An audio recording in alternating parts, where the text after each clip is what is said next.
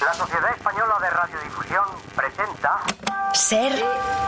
¡Viva la radio! Podcast. Siempre. El nuevo cine español ha abierto nuevas miradas a asuntos que siempre han estado ahí, como el amor o la muerte. El cambio es el punto de vista, un acercamiento íntimo que propone otros relatos como el de Pilar Palomero en Los Destellos, una película en la que habla del duelo y acompañar en el fin de la vida con Antonio de la Torre y Patricia López Arnaiz. Por supuesto, en este episodio analizamos El Joker, la segunda entrega con el fichaje de Lady Gaga. También la segunda parte del Hoyo, la peli española que fue un fenómeno en Netflix, y os recomendamos las últimas series que estamos viendo. ¡Acción!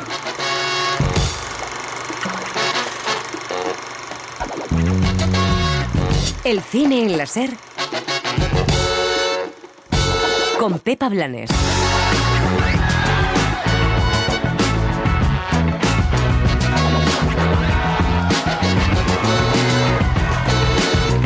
Pilar Palomero firma su película más redonda en Los Destellos, una luminosa mirada a los cuidados y un elogio de la bondad con Patricia López Arnaiz y Antonio de la Torre. Bueno, ya sabes que son fases. Mamá, está mal. ¿Pero peor que otras veces o qué? Pues está cansado, le cuesta ir al baño, le cuesta cocinar. La cartelera se llena esta semana de segundas partes, como Joker 2, la película de Todd Phillips se convierte en un musical en torno al juicio del personaje que interpreta Joaquín Phoenix y suma como reclamo a Lady Gaga. Creen que Arthur Fleck es un mártir. No lo es.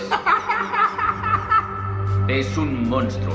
Tras el éxito del Hoyo, Netflix quiere sacar provecho y estrena una segunda entrega directamente en plataformas. Milena Smith y Joby Keuskerian son los protagonistas de esta distopía sobre la violencia y la desigualdad. ¿Cómo que nos va a tocar? Yo no he venido aquí a pelear, nadie me habló de pelear. Yo les perdono lo de ayer y asunto zanjado. Hay también comedia en cines, Antes era divertido, protagonizada por Rachel Sennott, una historia sobre superar traumas a través de una aspiranta cómica. No, it's not. She's trying to take his money, okay? And now he lost his job. Y en televisión esta semana tenemos Escándalos monárquicos y también boxeo con Gael García Bernal y Diego Luna. Pues es que me noquearon en el primer round. Hay 30 millones de personas, no sé. ¿Existe algún grupo de apoyo? ¿Para cuando pase eso?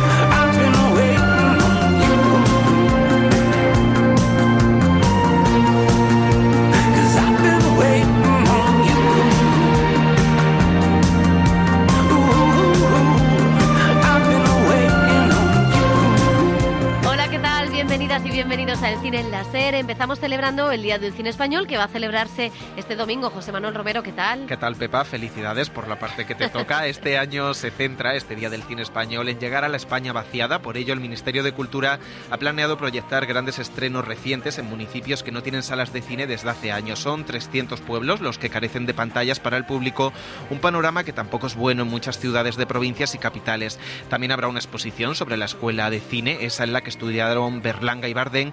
Ya saben que la fecha de esta celebración, la del cine español, tiene que ver con el fin del rodaje de una película de ambos directores, Esa pareja feliz. Ahí va, que travelín más largo. El travelín. ¿Qué dices? Eso que ves que se acerca al artista, que viene hacia nosotros. Eso se llama travelín. Se pone la cámara sobre unas vías. Se pone la cámara sobre unas vías y entonces va y viene. ¿Entiendes?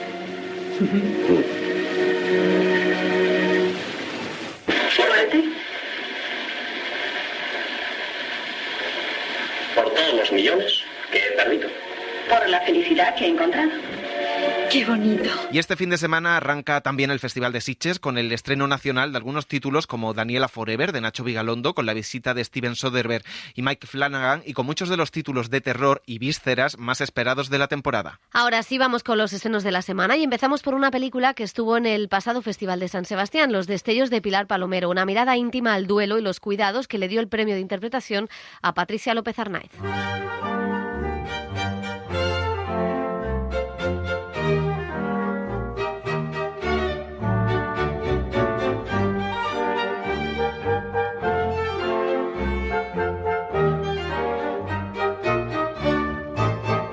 Pilar Palomero se ha convertido en una de las autoras más importantes del nuevo cine español, ese que desde lo íntimo y lo primitivo, desde lo más humano, abre nuevas miradas a temas que siempre han estado ahí, como el amor, la violencia, el deseo o la muerte. Bueno, ya sabes que son fases.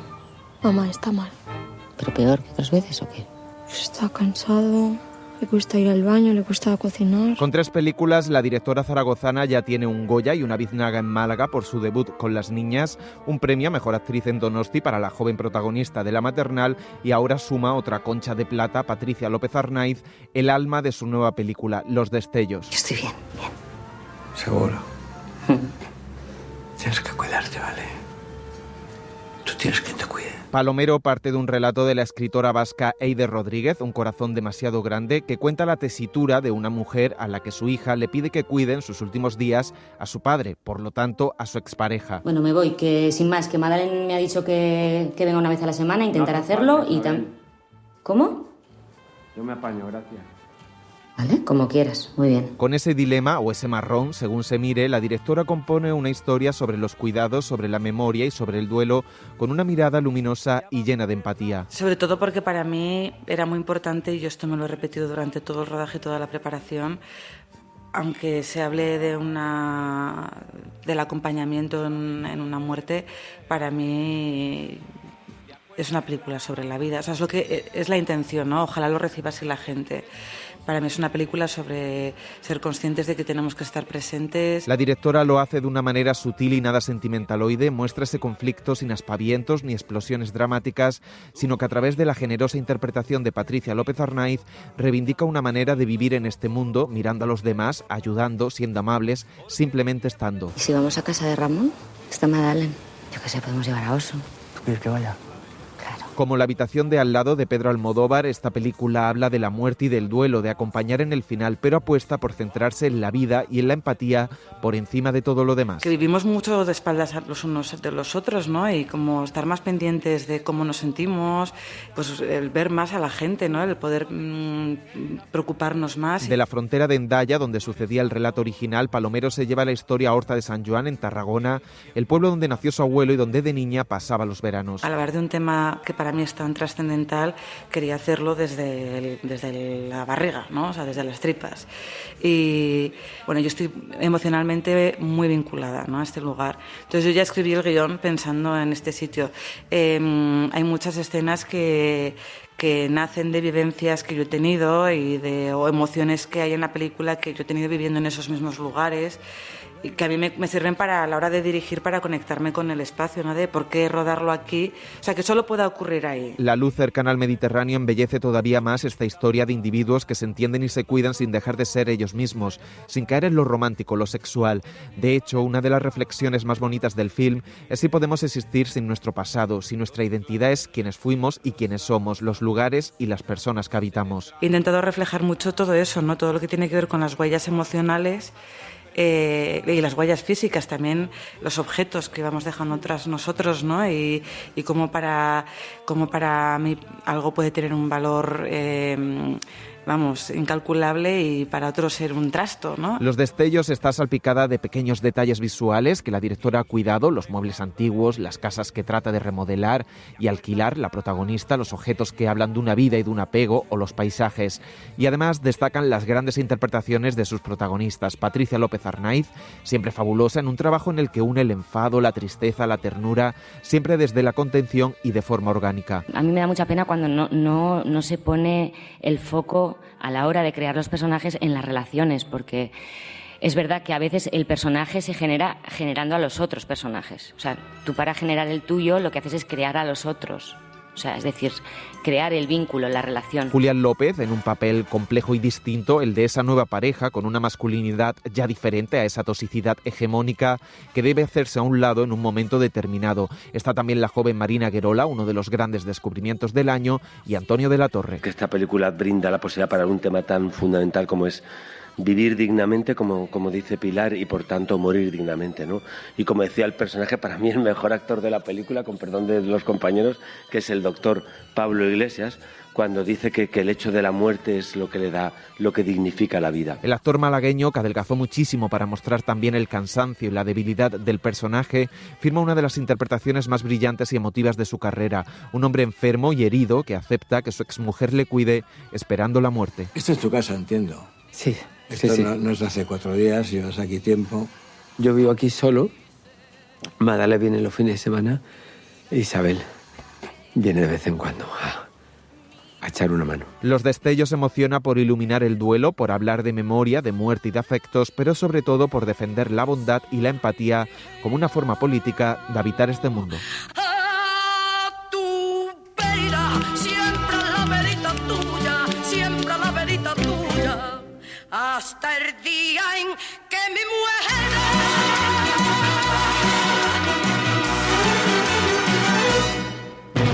También en San Sebastián pudimos ver El Hoyo 2, secuela de la película española que fue un auténtico fenómeno y que Netflix estrena ahora directamente en plataformas. Secuela de esta historia de ciencia ficción y horror dirigida por Galder Gaztelu-Urrutia con Milena Smith y Jovi Keuskerian. Un reportaje de Elio Castro.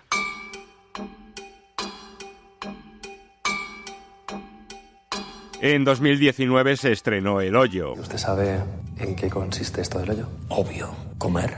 A veces es muy fácil, otras resulta muy difícil, según donde le toque a uno.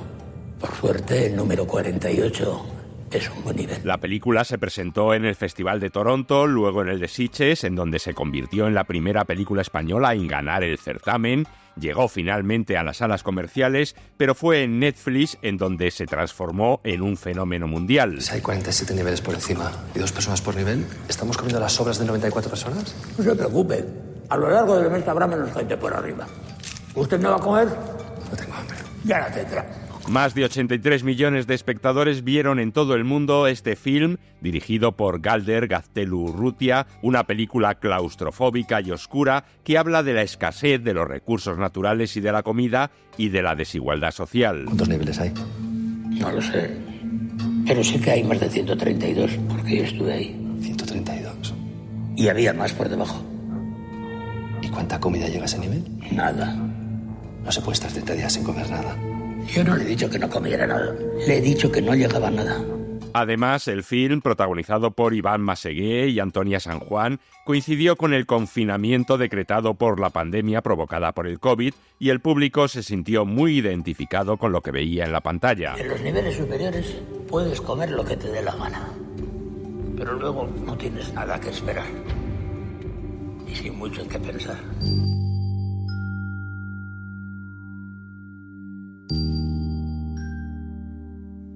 Galder Gaztelu-Urrutia nunca pensó en hacer una continuación o una segunda parte del Hoyo, pero el éxito en la plataforma de streaming hacía prácticamente inevitable la secuela. Partíamos de una ventaja que era la segunda parte de una película que había visto mucha gente y mucha gente quería saber más de este universo. Eso se convierte también en una dificultad porque puedes decepcionar a muchísimas personas, lo cual es una losa, ¿no? Quisimos mantener la esencia, es una película ideológica, política, no queremos sermonear ni dar lecciones a nadie, pero bueno, queremos lanzar las preguntas, pero a la vez tenemos que mostrar algo nuevo, tenemos que expandir el universo en cuanto a acción, en cuanto a terror, en cuanto a giros inesperados, y nos pusimos a ello y la verdad que estamos muy, muy contentos de lo que hemos hecho. En El Hoyo 2 hay nuevos personajes. Milena Smith y Jovi Keuskerian coinciden en uno de los niveles de ese enigmático hoyo. Para ti es fácil hablar. Nadie se ha comido tus apestosas croquetas. ¿Quieres una? Pero mañana no quiero sorpresas, estamos... Una pareja que físicamente no puede ser más distinta, pero que tuvo durante el rodaje una gran sintonía. Creo que funciona mucho en pantalla y creo que fue algo muy orgánico y luego la experiencia de rodar en sí la película pues fue dura, fue muy dura. Creo que cualquier persona que vea esta película se pregunta el cómo se ha hecho y se imagina que ha sido muy sufrida. Pero un regalo, por otra parte, evidentemente.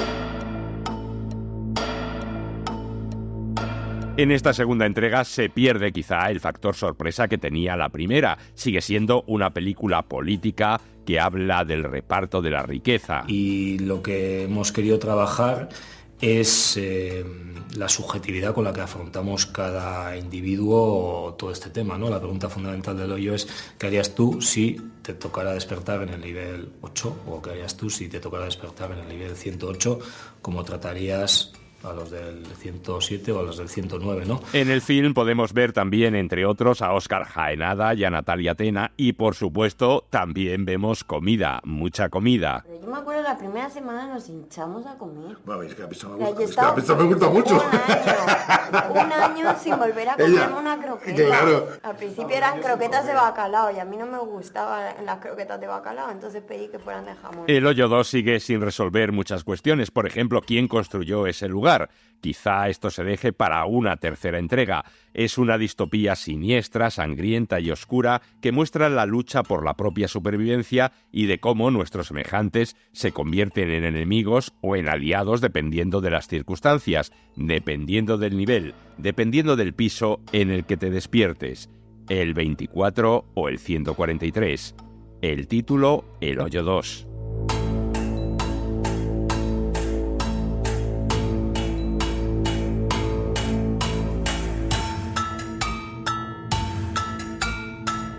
De la desigualdad y la violencia que genera el sistema habla El Hoyo y habla también Joker, película que ganó el León de Oro y que consolidó a Todd Phillips. Tras el éxito de esa primera entrega, ahora llega Joker, Folia D, convertida en musical y con Joaquín Phoenix y Lady Gaga.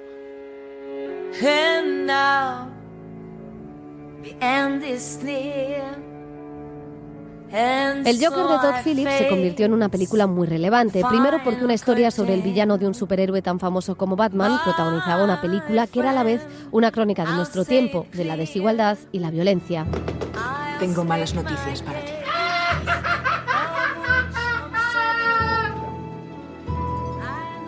Esta es la última vez que te veo. El director, al que hasta ese momento habíamos visto en comedias gamberras y masculinas como la saga de Resacón en Las Vegas, convertía en adulto a un personaje de cómic y lograba ganar el Festival de Venecia con un León de Oro que dignificaba una película con vocación popular. Great honor. Thank you to this wild and eclectic group of jurors led by Lucrecia.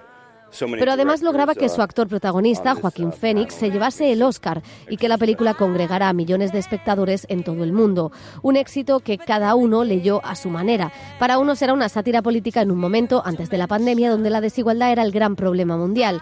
Para otros, un conato de rabia que justificaba la violencia. Ese descontrol del mensaje asustó tanto a Hollywood y al director que ahora, en la segunda parte, parecen enmendar todo lo que en la primera nos contaron. Hace 2 años el nombre de Arthur Fleck azotó Gotham como un huracán. El juicio del siglo. Creen que Arthur Fleck es un mártir. No lo es. Joker Folia 2 tenía que ser completamente diferente de la primera, así que introduce un nuevo género, el musical, aunque Phillips reniegue de él. No, listen. Here's why I basically would say it's not a musical. No, te cuento el porqué. Básicamente diría que no es un musical. Y la verdad es que sí, tiene música. Y todos los elementos que contienen los musicales. No es que me asuste la palabra musical. Es que para mí, mi experiencia con los musicales siempre ha sido que cuando salgo de ver uno, me siento muy bien. Y en esta película, no sé si es así. No quiero que la gente piense que va a salir silbando del cine.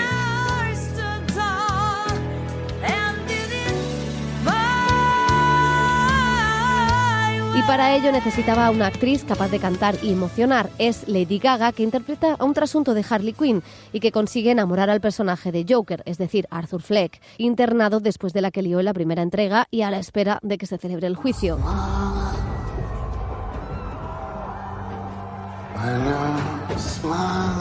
La primera vez que vi al Joker, cuando te vi.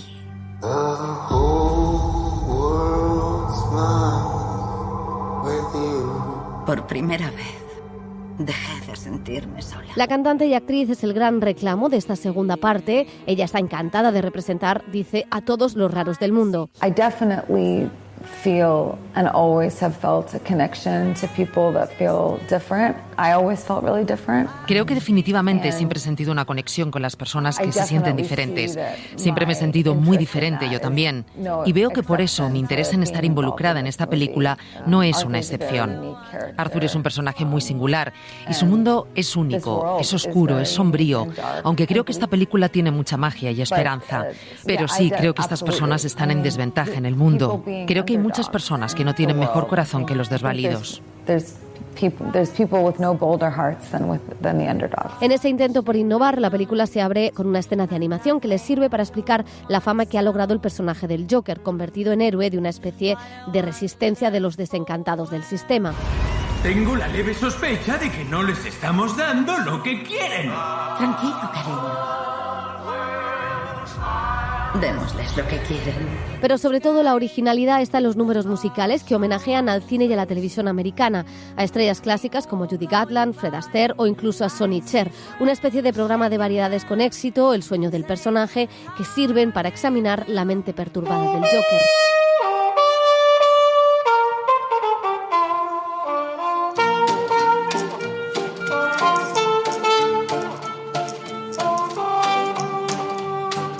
Un despliegue visual que ha costado casi 200 millones y que se acompaña de temas como Get Happy, For Once in My Life o That's Life. A Phoenix ya le vimos cantar en una película haciendo de Johnny Cash en Walk the Line. En esta ocasión, todo, dicen, se rodó en directo. Yeah, I think part of the joy, at least for me, was taking these songs that were standards and trying to find a way. La película transcurre dentro del penal donde guarda condena después de los sucesos de la primera parte. El personaje sufre palizas y burlas de los policías porque hasta las instituciones que velan por la seguridad se ríen del raro y del diferente, un tema que aparecía ya en el primer film y que desencadenaba la violencia del personaje. De ahí pasa al juicio, convertido en puro entretenimiento. I think there's a lot going on in the movie. I think the movie talks a lot about Creo que hay muchas cosas en la película. Creo que la película habla mucho sobre la incapacidad de las personas para ser realmente quienes son. Pero más allá de eso, trata de la corrupción en nuestro sistema en general, ya sea en el sistema penitenciario, en el sistema judicial o en el entretenimiento. Para mí, el entretenimiento se ha corrompido por el hecho de que ahora todo es entretenimiento. En Estados Unidos, al menos, un procedimiento judicial en la televisión es entretenimiento. ¿Recuerdas que Johnny Depp y Amber Heard estaban en la televisión? Así es el entretenimiento ahora. Está la idea de que incluso los debates políticos son entretenimiento. La corrupción también está, incluso a través del entretenimiento. ¿Qué hacemos haciendo películas? ¿Qué significa hacer películas? El guión se adentra en la disyuntiva de entender el mal y de cómo se genera. ¿Era un enfermo mental sin protección del Estado y la sociedad?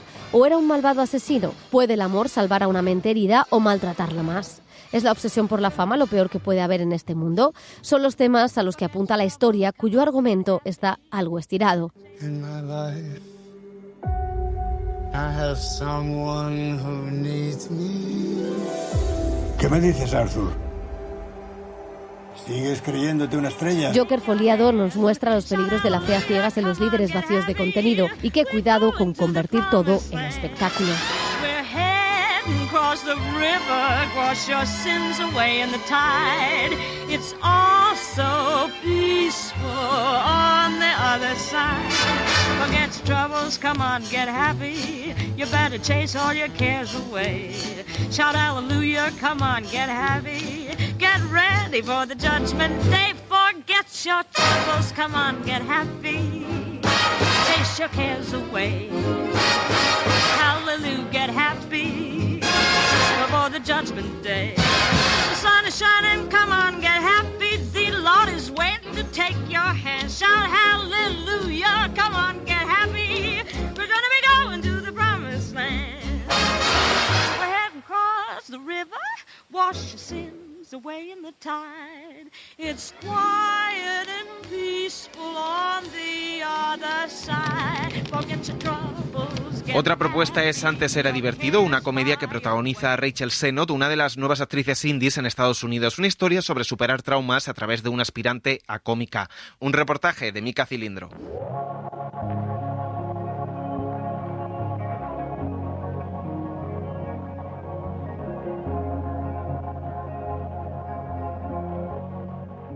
Sam Cowell antes era divertida, hacía chistes de humor negro sobre sus dramas, la regla y lo desgraciada que es por ser mujer y encima heterosexual.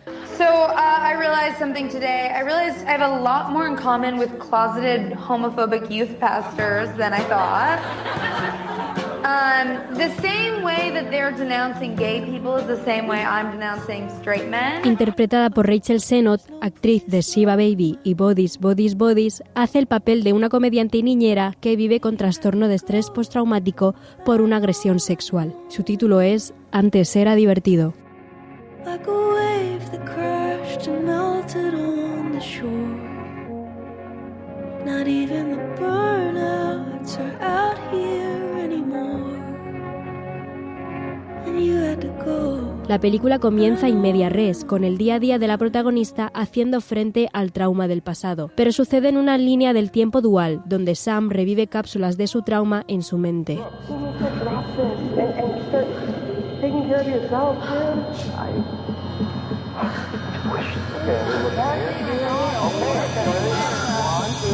Ali Pankiw, guionista y directora, escogió empezar la historia desde el estrés postraumático para mostrar que no importa cuánto haya pasado desde una agresión, incluso si se llega a hacer justicia legal, la vida de una víctima queda afectada para siempre. There's no evidence that states that my client didn't see this material and that you didn't confirm that you wanted to have consensual rough sex with him. Are you going to ask me what I was wearing next? Tras años del suceso, Sam Cowell ya no es capaz de hacer chistes. Pasa días metida en la cama y el hecho de ducharse supone un gran esfuerzo. Una noticia en televisión hace que se abran heridas del pasado que aún están por curar.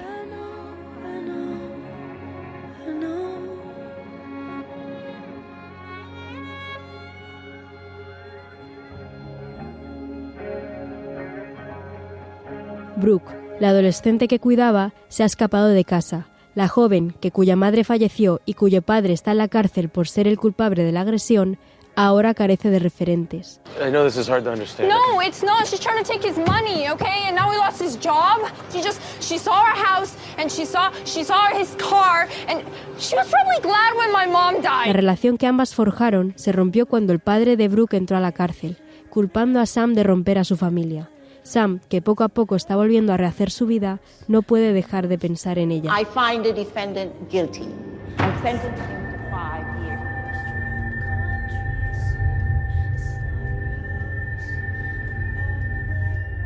La película muestra cómo la comunicación y dejarse apoyar por tus seres más queridos son fundamentales para hacer frente a los altibajos de un trauma, que intergeneracionalmente las mujeres tenemos mucho que aprender de otras y que no hay mejor antídoto para la tristeza que reírse de una misma. Hi everybody, I'm Sam, and tonight I'm going to tell a rape joke. So, my ex-boyfriend will not stop making my rape about him. He has an identical hour, same material right after this. He's like, please tell him to stay for the next show. So if you're like, I kind of need this, but from a male perspective, hang out.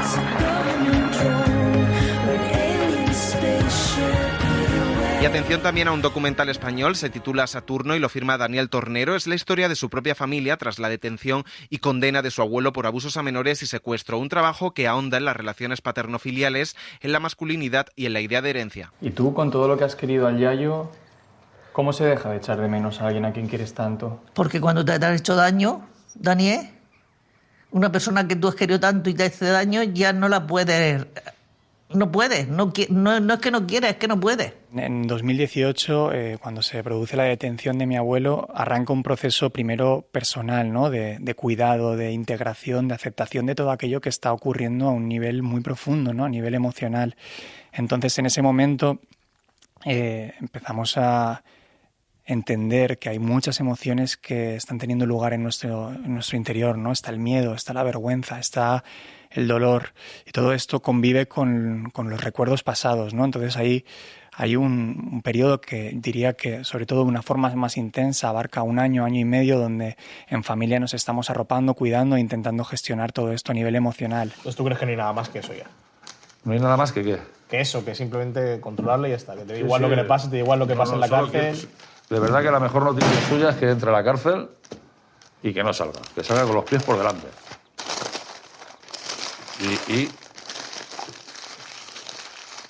Y ya sufrirá ahí. Solo en el talego sin libertad, con 80 años. Es después de este proceso, cuando hablando con mi padre, me doy cuenta de que hay hay algo que está sucediendo a nivel muy, muy interno, por su parte, que habla de este conflicto paterno-filial, ¿no? Hay una incapacidad casi de entender cómo lidiar ahora con la caída del padre, ¿no? Cómo me relaciono ahora con mi padre después de que haya hecho algo pues tan terrible como esto, ¿no? Él me decía, ¿cómo lo hago? ¿Cómo se supone que tengo que hacer esto? Y de ese conflicto emerge para mí la idea de realizar una película sobre este tema, ¿no? Sobre las relaciones paterno-filiales a partir de estas sombras proyectadas por la figura de mi abuelo.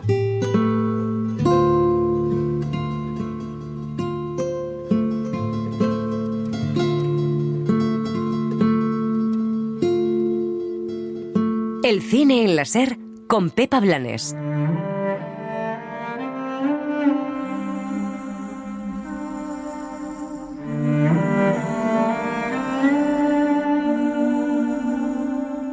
Y en televisión, entre los últimos estrenos, destaca Un escándalo monárquico, y no estamos hablando de ciertas fotos publicadas recientemente, sino de la Casa Real Británica, que también tiene lo suyo. Dani Garrán, ¿qué tal? ¿Cómo Hola, estás? Pepa. En Reino Unido siempre hay contenido para ponerse creativo, y da gusto que algunas ficciones se atrevan a contar cosas que The Crown pasó por alto.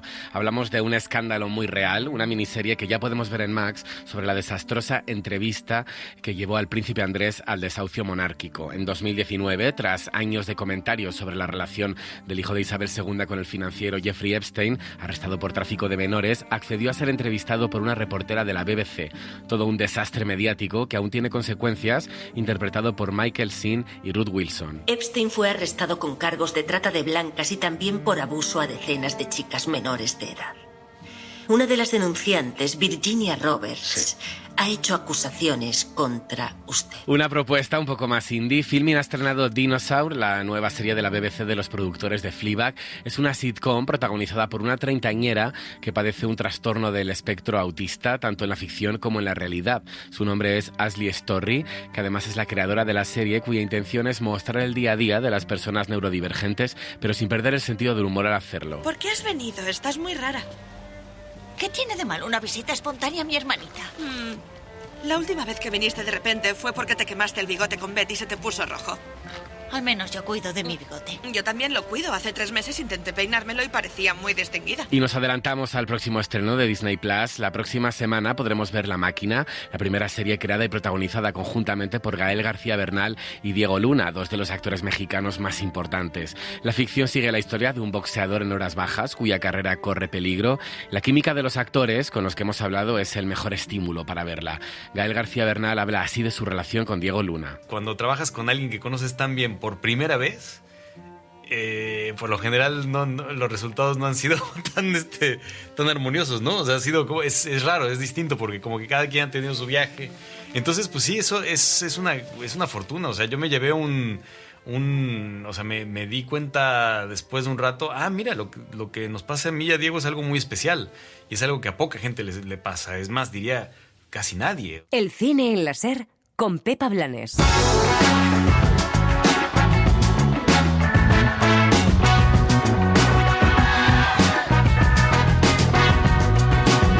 Terminamos el cine en la SER. Gracias Julia García en la realización, Mica Cilindro y José Manuel Romero en la producción, redacción y redes sociales. Nos marchamos con Arrebato, una de las películas más inclasificables del cine español que firmó en los 80 Iván Zulueta. José, soy yo, Pedro. Esto que te mando es... tú óyelo y míralo. O mejor, devóralo y digiérelo, a poder ser de inmediato. Estoy seguro de que solo tú podrías comprender lo ocurrido. El cine en la SER Con Pepa Blanes. Cadena SER. 100 años de radio. Para no perderte ningún episodio, síguenos en la aplicación o la web de la SER, Podium Podcast o tu plataforma de audio favorita.